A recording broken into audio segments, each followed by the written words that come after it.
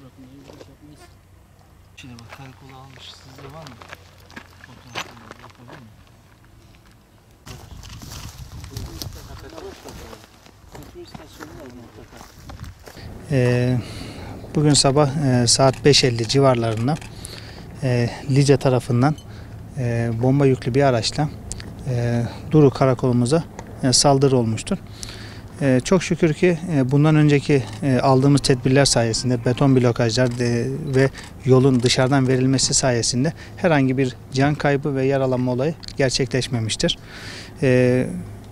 PTS'den araç girdikten 100 metre sonra bomba yüklü araç kendini patlatıyor ve yaklaşık karakolumuza 75 metre mesafede bomba yüklü araç patlıyor ve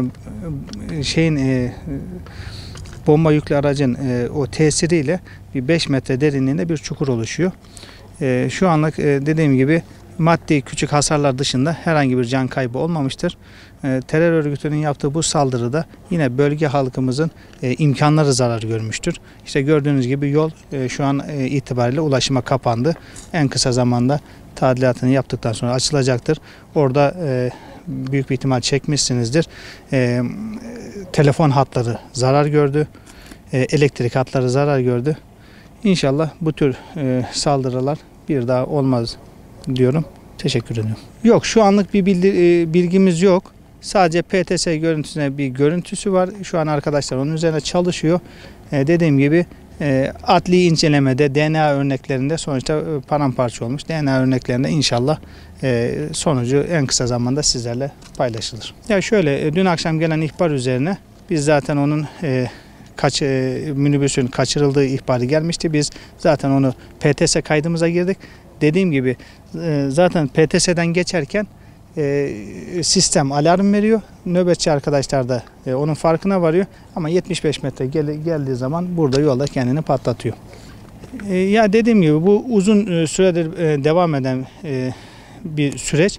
Biz Lice halkı olarak Lice'de eğer röportaj yaparsanız, vatandaşlarla görüşürseniz Lice halkı bu olaylardan bıkmış durumda.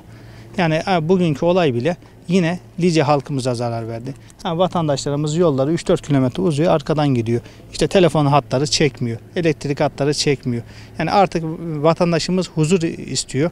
Şu an örgüt de katılımın en düşük olduğu seviyeye bakanlarımız da açıkladı. Düşmüş durumda. Vatandaş desteği düşmüş durumda. Şu an vatandaşımız dediğim gibi huzur istiyor. Bu tür olayların bir daha Lice'de yaşanmasını istemiyorlar. Ve bu tür şeylerle de anılmak istemiyor artık Lice. Ya çünkü Lice'nin çok daha güzel anılacak şeyleri var. Biz artık esrarla, terör olaylarıyla anılmak istemiyoruz.